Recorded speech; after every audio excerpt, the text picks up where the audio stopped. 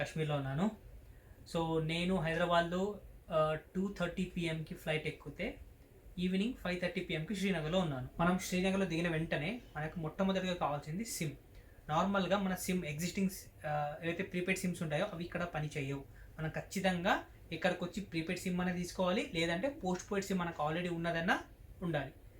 So మనకు ఒకవేళ మన దగ్గర పోస్ట్ పెయిడ్ సిమ్ లేదు అంటే ఎయిర్పోర్ట్ నుంచి దిగిన వెంటనే రైట్ సైడ్లో ఒక షాప్ ఉంటుంది అనమాట. అక్కడికి మనం వెళ్ళేసి టూరిస్ట్ సిమ్ కావాలి అంటే ఎయిర్టెల్ లేదా జియో 500 రూపాయలు తీసుకొని మనకు 23 రోజులు 2 GB డేటా డైలీ ఉంటుంది అండ్ అన్లిమిటెడ్ కాల్స్ ఉంటాయన్నమాట. నార్మల్గా అయితే మనకు కనెక్టింగ్ ఫ్లైట్స్ ఉంటాయన్నమాట.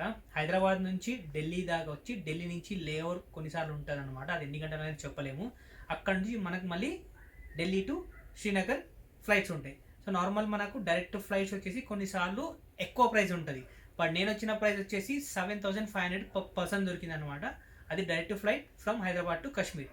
బట్ కొన్నిసార్లు డైరెక్ట్ ఫ్లైట్ కాస్ట్ ఎక్కువ ఉంటాయి, కొన్నిసార్లు కనెక్టెడ్ ఫ్లైట్ కాస్ట్ తక్కువ ఉంటాయి. సో మీకు ఏదైతే ప్రైస్ సూటబుల్ అనిపిస్తుందో మీరు దానికి రండి.